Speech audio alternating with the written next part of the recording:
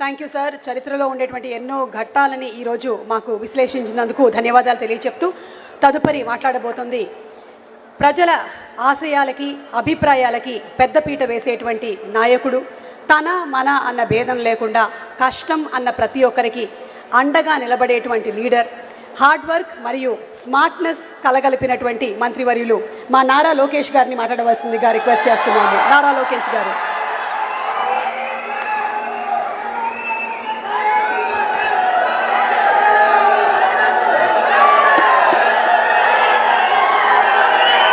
జై వాసవి, జై వాసవి, జై వాసవి.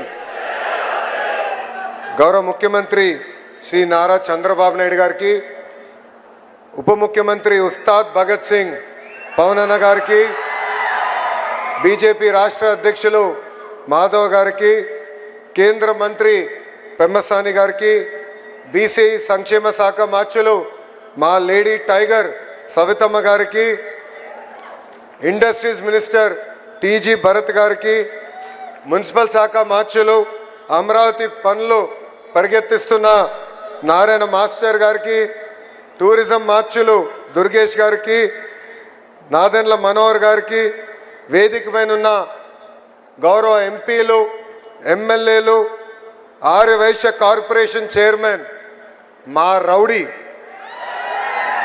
రౌడీ రాకేష్ గారికి, అదేవిధంగా అమరజీవి పొట్టి శ్రీరాములు గారి మెమోరియల్ ట్రస్ట్ సభ్యులు, ఆయన కుటుంబ సభ్యులు, ఆర్యవైశ్య సోదరు పెద్దలు, ప్రజలందరికీ పేరు పేరున నా ఉదయపూర్వక నమస్కారాలు.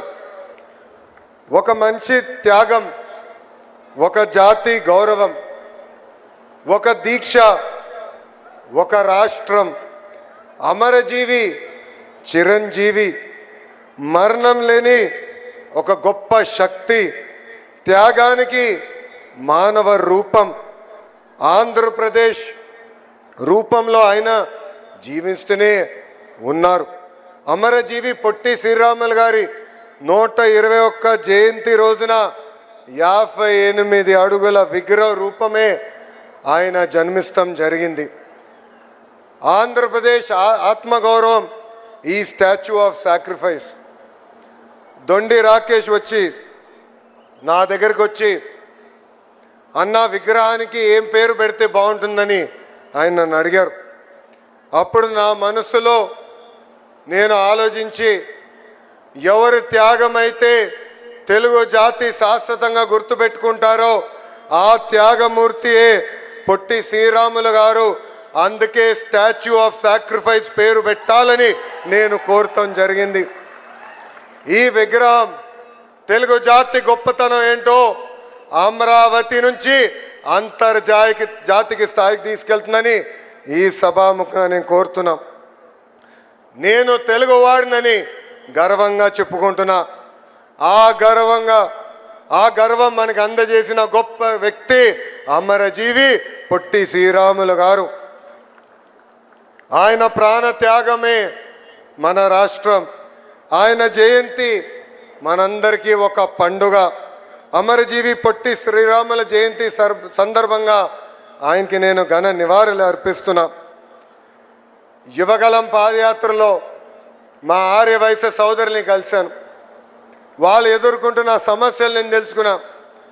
దాంట్లో అనేక సమస్యలు మేము పరిష్కరించాం. ఇంకా చేయాల్సిన కొన్ని పనులు మా ఉన్నాయి. కానీ ఆనాడు నేను మిమ్మల్ని కలిసినప్పుడు ఒక హామీ ఇచ్చా, అమరావతిలోనే పొట్టి శ్రీరాములు గారి విగ్రహం ఏర్పాటు చేస్తా అని చెప్పాను. అతి తక్కువ సమయంలో ఈరోజు ప్రభుత్వం ఆ హామీని నిలబెట్టుకుంటాం జరిగింది.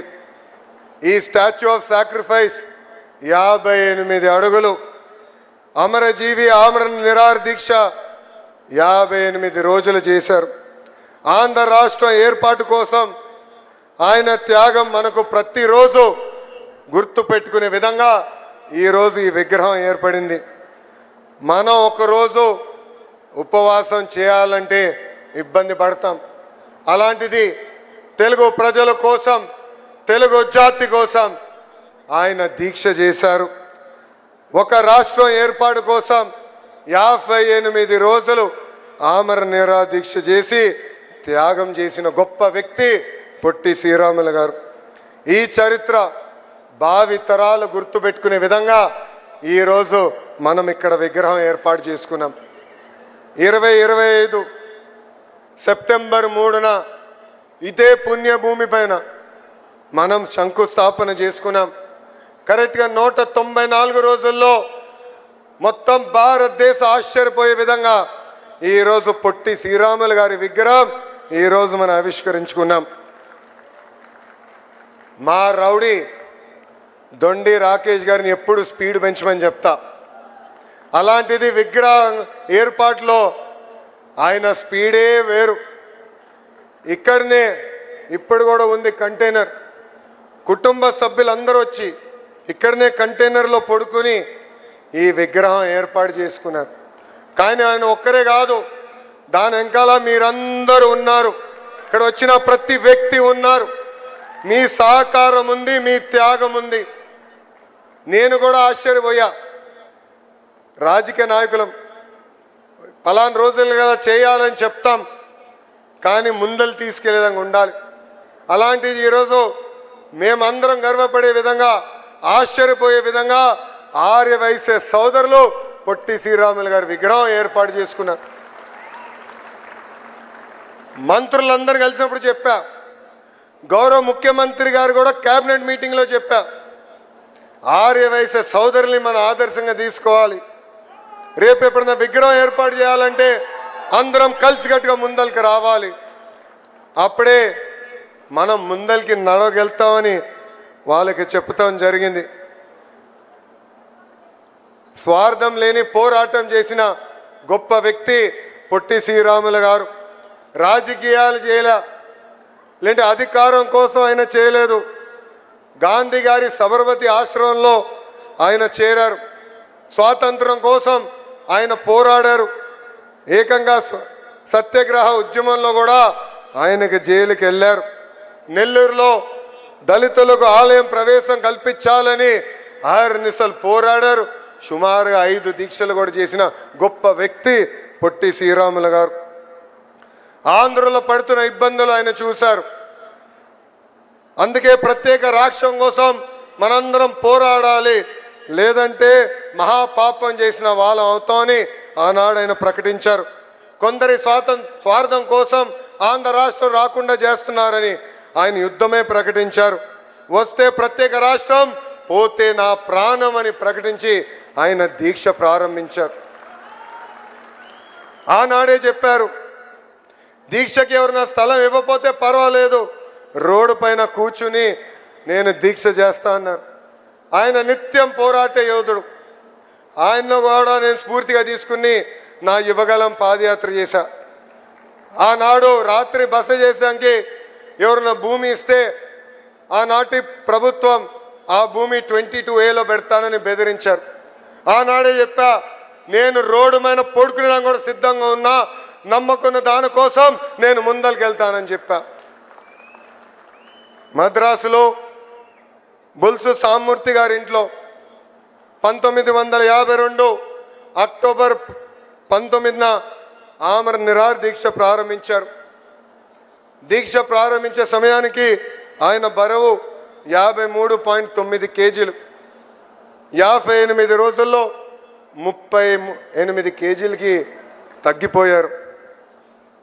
పొట్టి శ్రీరాములు గారు స్థానంలో ఎవరున్నా దీక్ష విరమించుకునేవారు. అలాంటిది 58 రోజుల పాటు దీక్ష చేసి ప్రాణ త్యాగం చేసిన గొప్ప వ్యక్తి పొట్టి శ్రీరాములు గారు. ఆంధ్ర రాష్ట్రం సాధించారు. అంతేకాదు ఢిల్లీని దడలలాడించి భాష ప్రయుక్త రాష్ట్రాల ఏర్పాటు కోసం మొదటి అడుగు వేసిన గొప్ప వ్యక్తి పొట్టి శ్రీరాములు గారు.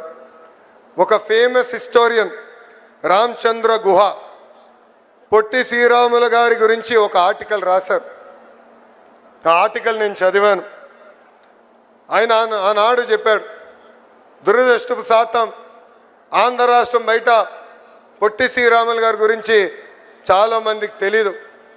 కానీ ఆయన ఇండియా హిస్టరీ కానీ జియోగ్రఫీ మీద పొట్టి శ్రీరాముల ప్రభావం చాలా ఉందని ఆయన ఆనాడు రాశారు. ఆయన దీక్ష తర్వాత భాష ప్రయుక్త రాష్ట్రాలు ఏర్పడినాయని ఆయన చెప్పారు. పొట్టి శ్రీరాములు గారిని ఇండియన్ మర్కటర్ అని ఆనాడు ఆయన పేరు కూడా ఇచ్చారు. మర్కటర్ అంటే 1569లో ప్రపంచ పట్టాన్ని తయారు చేసిన వ్యక్తి. అంత గొప్ప వ్యక్తి మన పొట్టి శ్రీరాములు గారి విగ్రహం ఏర్పాటు చేసుకుంటాం మనందరి అదృష్టమని ఈ సభాముఖం మీ అందరికి నేను తెలియజేస్తున్నా. మిమ్మల్ని ఎప్పుడు కలిసినా నాకు గుర్తొచ్చే వ్యక్తి రోసే తాత గారు.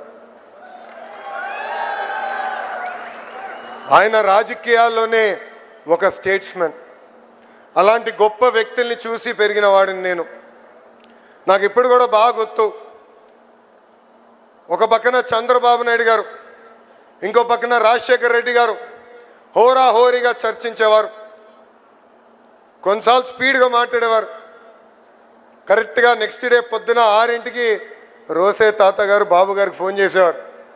ఫోన్ చేసి కొంచెం నిన్న చర్చ స్పీడ్గా వెళ్ళింది, ఈరోజన్నా చాలా ఓపికగా ప్రజల సమస్యల గురించి మాట్లాడదాం బాబు గారు అని చెప్పిన గొప్ప వ్యక్తి రోసే గారు.